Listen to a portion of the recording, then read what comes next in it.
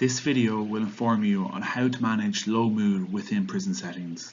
It was made in conjunction with the Irish Prison Service and the Irish Red Cross. What is low mood? Low mood is a normal experience, and everyone will experience phases of low mood from time to time. It can involve feeling sad, anxious or scared, having low confidence or self-esteem, and getting easily tired, angry or frustrated. In this video, we'll go through 3 steps for improving low mood. Step 1 is understanding what low mood is and how low mood develops. Low mood and depression is a very common condition. It affects 1 in 10 people at any time. 450,000 people in Ireland alone report symptoms of low mood and depression. This figure is higher in prison settings. But what is the difference between low mood and depression? Everyone will feel low mood from time to time. It can be a natural reaction to stressful or sad events in our lives, such as hearing disappointing news. But this reaction usually passes with time. When low mood persists for a longer period of time, this may be a sign of depression. In depression, people often feel low, seemingly without any specific reason. People may also feel generally hopeless or worthless and have a lost interest in hobbies or their work. In depression, low mood can become so severe that someone may start self-harming or consider ending their life. However, there are many strategies and supports available to lift low mood and treat depression. But what are the physical signs of low mood? Physical signs include lack of energy and tiredness, appetite changes, stomach aches, and feeling tearful. All these are common physical signs. It's important to understand that the physical signs are a byproduct of low mood and not you as a person. When this low mood lifts, the physical signs will diminish. You will feel more energetic, less tearful. Your appetite will normalize and you will feel more stable as a person. What are the emotional signs of low mood? Emotional signs include feeling sad, hopeless, irritable, angry, guilty, numb, and lonely. Sadness is a normal response to low mood. However, with low mood, feelings of sadness fade over time. If the feeling of sadness persists, it can result in depression. Anxiety is a common natural response. Often, anxiety stems from a trigger, for example, a dispute with a family member. Physical signs of anxiety include a pit in your stomach, muscle tension, and rapid heart rate. Anxiety can make you worry a lot. Extreme anxiety can manifest itself through panic. With low mood, you become irritable over small things that previously would not have irritated you. Often it occurs in response to stressful situations. Signs of irritability include sweating, frustration, rapid breathing, and confusion. Irritability is common with low mood, but may increase with medication and drug/alcohol use. Anger makes us feel like lashing out at others through violence. Anger prevents us from reasoning and directs our attention away from our low mood. Finally, feelings of guilt can linger when our mood is low. It is important to note that just because one feels guilty does not mean they are guilty. Our brains are irrational sometimes and will always find something to be guilty about. There are several possible causes for low mood and depression. They can range from biological to circumstantial. Common causes include a family history. You're at a higher risk for developing low mood or depression if you have a family history of depression or another mood disorder. Early childhood trauma. Some events affect the way your body reacts to fear and stressful situations. Brain structure. There's a greater risk for depression if the front of your brain is less active.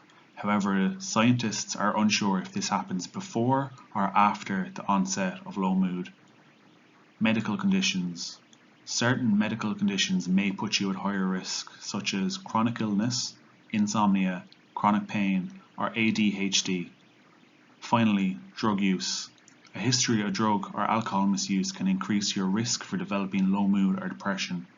About 21% of the people who have a substance use problem also experience depression. A good initial step for understanding and managing low mood is understanding what sets it off. Understanding triggers can help us prevent low mood before it even starts.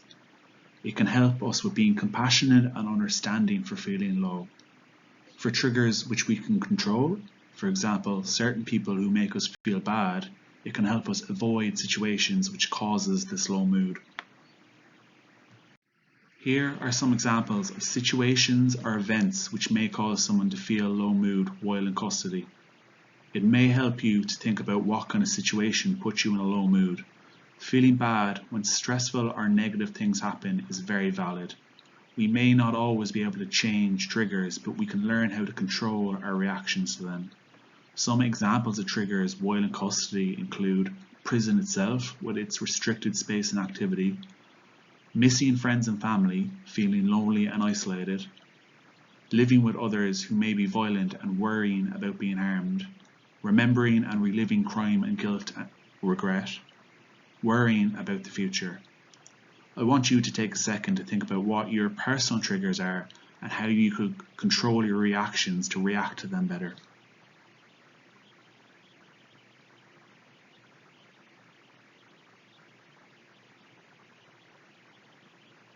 When someone is feeling low, they may have less motivation or energy. Because of this, they may cut back on activities such as exercising, going to work, education, and socializing. This can actually reinforce the low mood because it leads to fewer opportunities to experience fun and a sense of achievement, and may make the person feel bored, guilty, hopelessness, or worthless. Thoughts can also reinforce low mood. When someone is feeling down, they are more likely to have negative thoughts about situations. Someone who is feeling good would interpret the situation completely differently. Having negative thoughts such as, "I'm useless, no one likes me anyway," can also lead someone to avoid activities like socializing. This prevents us from challenging those negative thoughts and worsens our mood again. Thankfully, there are many things you can do to break low mood cycles if you're feeling stuck. Changing your behaviors, for example, by participating in more activities, little by little, can help you start feeling joy and confidence in yourself again. This will not only lift your mood, but also give you more energy, allowing you to do more things you are interested in and that are good for you. If you find yourself often having negative thoughts, take note of them. Challenging them can also help you feel better and more able to do activities you enjoy. Step 2 will enable us to challenge unhelpful thoughts. Not all of the thinking that happens in our heads is slow, careful, deliberate, or accurate. When faced with a problem, we can choose to respond in a quick and automatic manner in regard to solving it, or we can carefully respond by thinking of possible solutions and examining the disadvantages and advantages of each. Automatic thoughts are often based on assumptions. Automatic thoughts are often very believable, but they can be inaccurate. In summary, thoughts are not facts. Sometimes the thoughts we have don't paint a fair picture of what has happened to us. For example, you might make a mistake one time and overgeneralize by thinking to yourself, "I never get things right." This isn't fair because it's an exaggeration.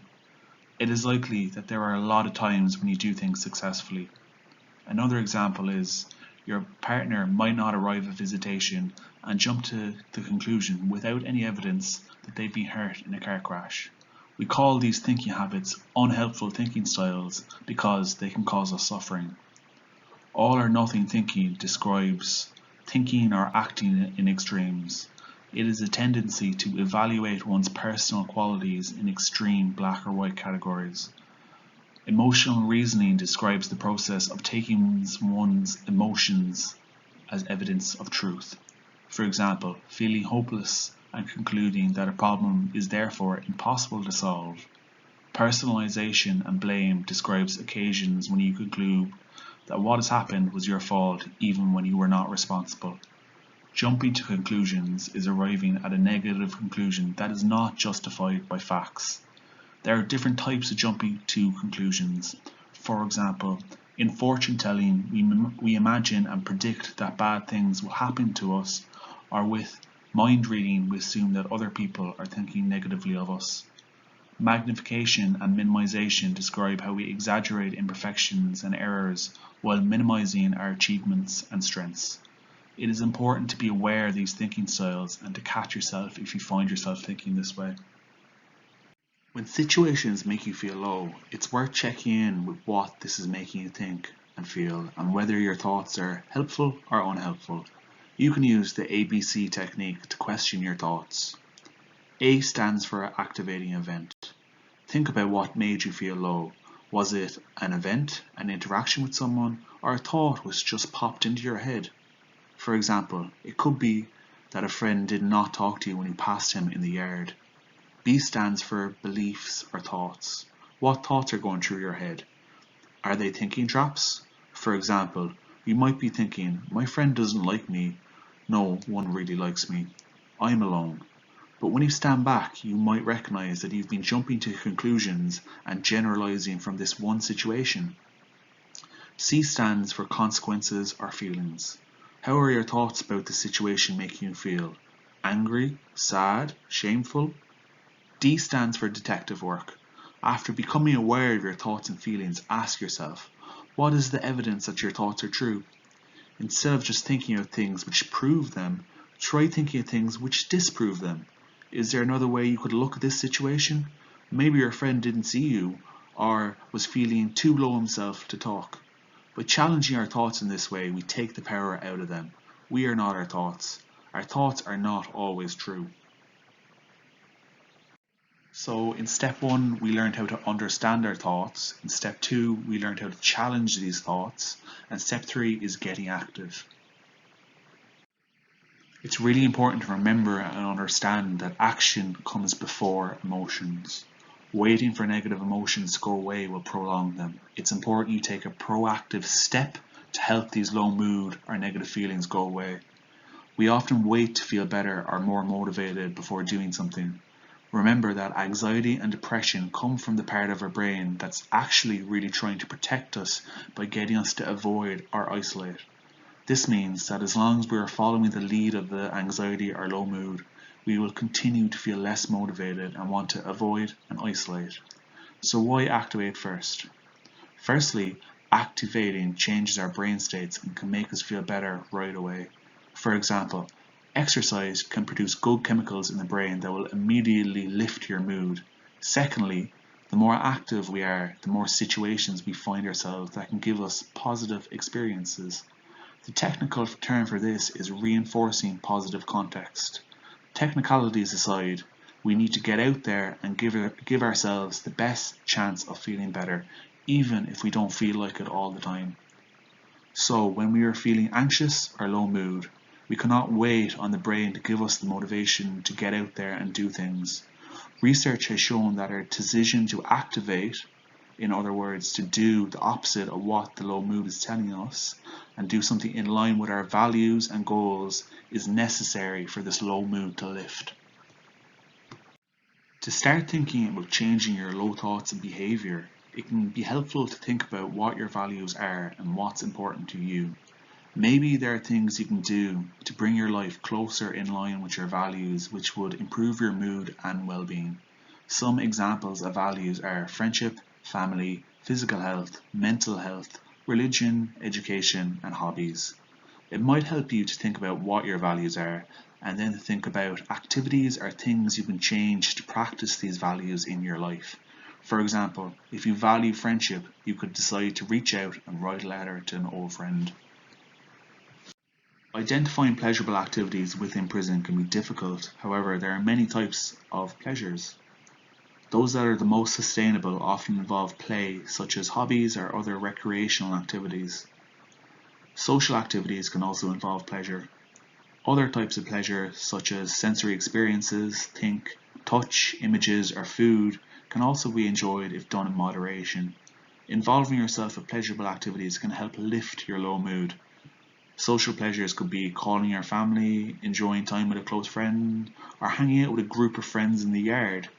Hobbies could be reading, playing or listening to music, board games, arts and crafts, cooking or sports. Sensory experiences could be listening to soothing music, doing some mindfulness.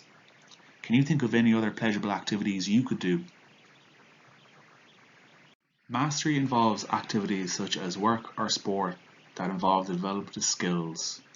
When we are better able to accomplish things and feel a sense of mastery, our positive emotions increase.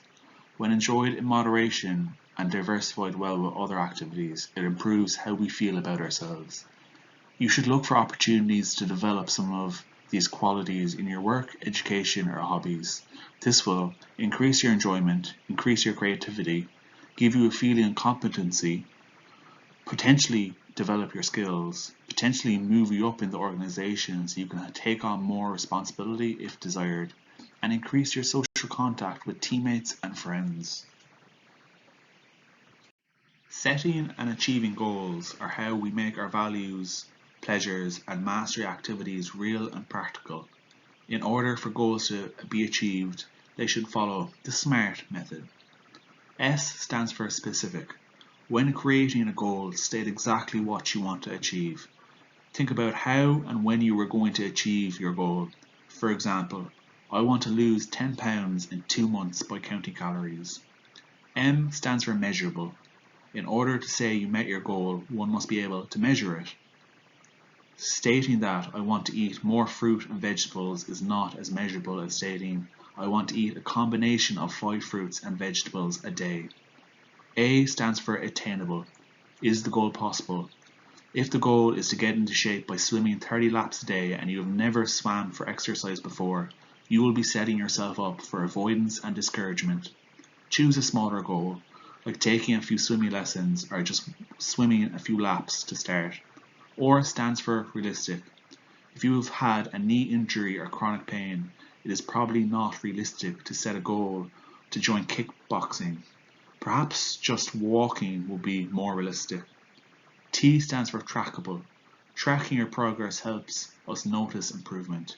When we recognize our own improvement, it motivates us to continue our good work. It can also help in creating future goals. The SMART method provides a roadmap for setting and achieving your goals. Low mood decreases motivation and energy, so getting active can be hard. One way to motivate yourself to do things is to make a schedule or list of things to do. You can start off slowly with just a few things for one day and do the easiest thing first. With time, getting active might make you feel better, more motivated, and energized to do even more. It can be hard in custody to plan and control how you spend your time, but here are some examples of activities you can plan. You can go to work, you can read, you can take classes or courses in school, you can write letters or begin creative writing, you can exercise in your cell or the gym. These are just some examples of activities you could plan while in prison. If you are experiencing low mood, chances are you're dealing with motivational difficulties. Frequently, we hear people waiting to make changes when they are ready, as if there is a particular day or day they will wake up and suddenly feel different and able to face whatever they are avoiding. We put off exercise routines, diet, getting homework done, calling back important people because we feel unmotivated. As discussed in the action precedes emotion section earlier, one reason we struggle with motivation is that we are looking to our internal emotional state, happy, energized, excited, to cue us to start a task. This is an inside-out way of thinking which is problematic with low mood, because for most people, low motivation or energy is a symptom that typically takes some time to resolve. We can jumpstart our mood by starting with an action and letting our mood follow. This is hard at first, but over time, most people recognize that their actions can actually have an impact on their mood, so they feel less at the mercy of the low mood. Working on things that you have been avoiding can be hard. While plunging into these behaviors might not seem ideal, you will have likely more success if you commit yourself to taking small steps. If you like to run but you have been inactive for months, chances are you're not just going to start running. By breaking it down into smaller goals, you're more likely to have success. Let's say you set a goal to put on your shoes and walk for 10 minutes, then 20, and then 30. Once you've built up some momentum, you might be then able to run. Problem solving is very important when you are feeling low, because there are probably problems causing the low mood, and low mood can make the problems harder to solve. When you are facing a difficult problem, here are some steps that can help you tackle it. Firstly, define the problem. Think about what the problem actually is. You might want to write this down. This can already make the problem less overwhelming. 2. Brainstorm. Think of as many possible solutions as you can. You can also ask others you trust what they think you could do. 3. Rank your ideas for solutions. Which is the most likely to work? Finally, put into action the idea you thought would most likely work. If it doesn't, you still have your list of other solutions. Don't be disheartened if the first one doesn't work. So, thank you for listening. Some key points just to finish off. Remember that low mood is normal. Everyone suffers from low mood from time to time. However, if you feel you've persistent low mood, you should seek a referral to the psychology department. Remember that feelings of anxiety and sadness is caused by the low mood and not you as a person. We went through 3 steps today. The first step is becoming aware of what makes you feel low. This could be identifying triggers in your environment, such as people or activities. Once we understand what makes us low, we can better control our reaction to the trigger. It is also important to recognize the feelings and symptoms of low mood. Step 2, focus on challenging unhelpful thinking strategies. It is important to identify hot thoughts and unhelpful thinking styles. Once we become aware of unhelpful thinking styles, such as overgeneralization or black and white thinking, we can challenge these thoughts.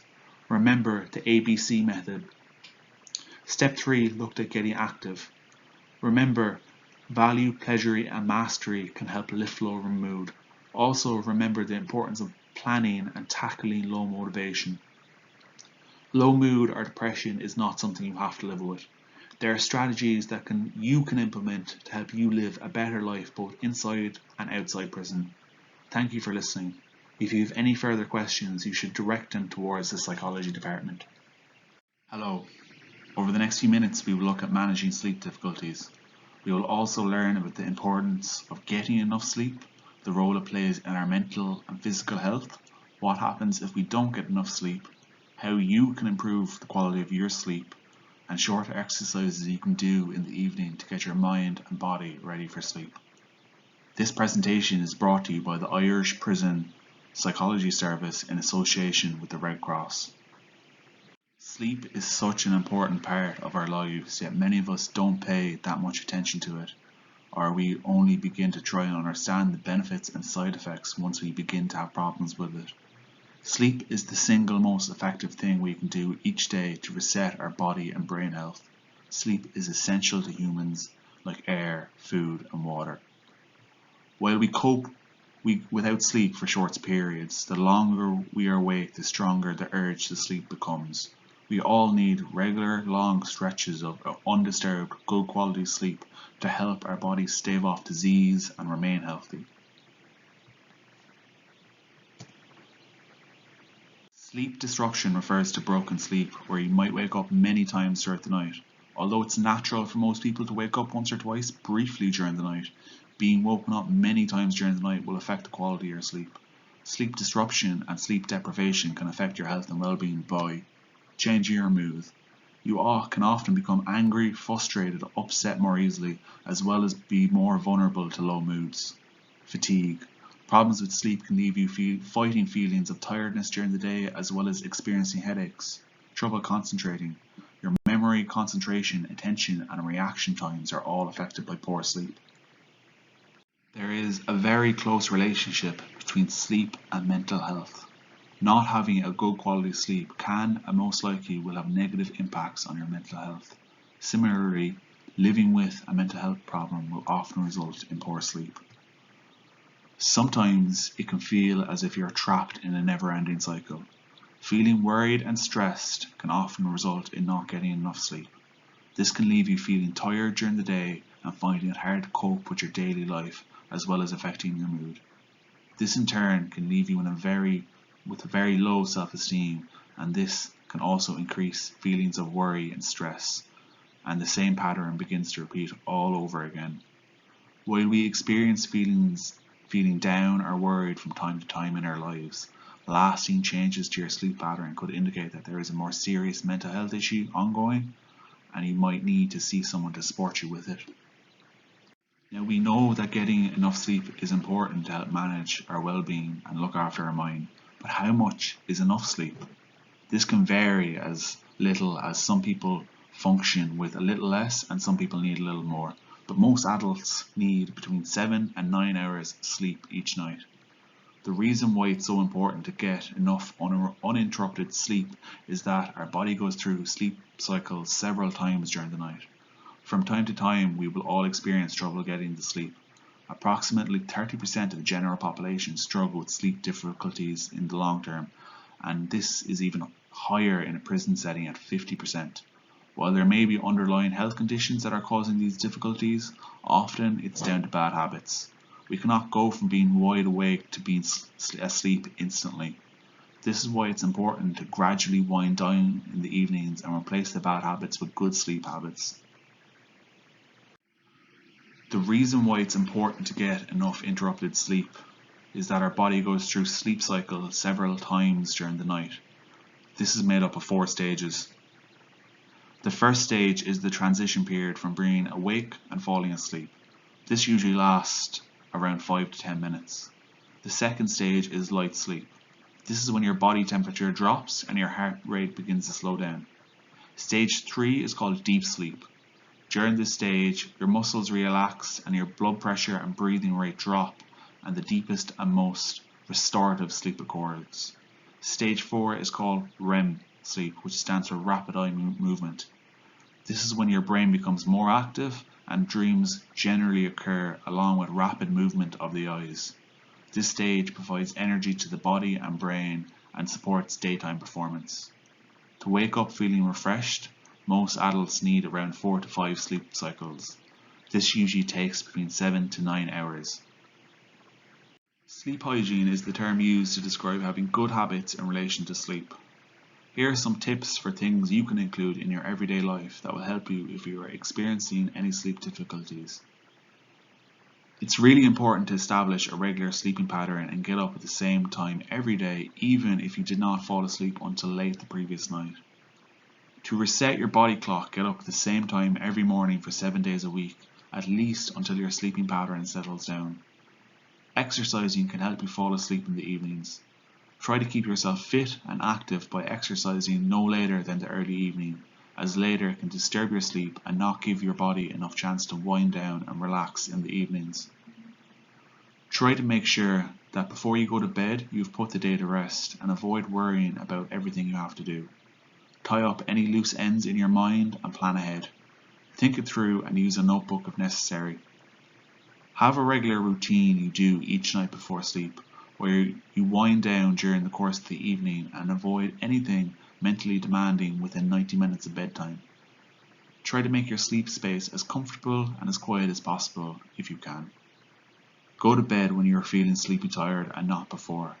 Don't deliberately try and fall asleep. Sleep can't be switched on instantly, but attempting to do so can actually switch it off.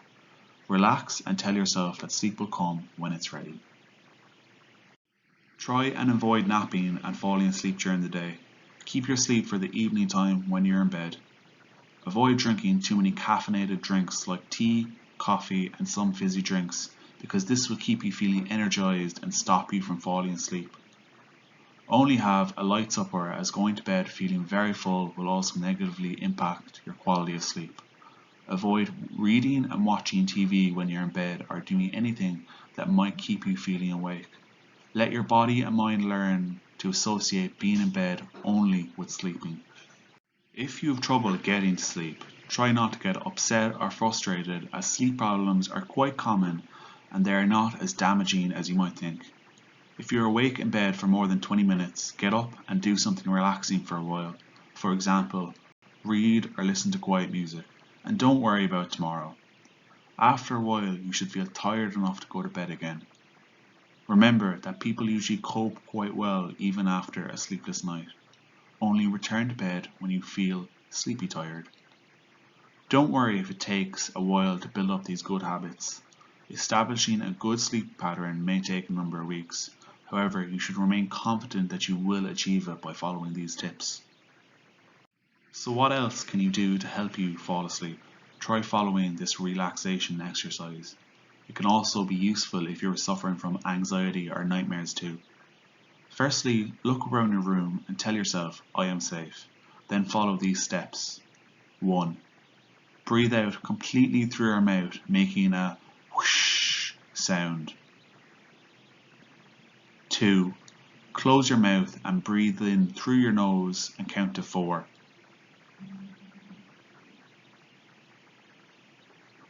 3. Hold your breath while you count to 7.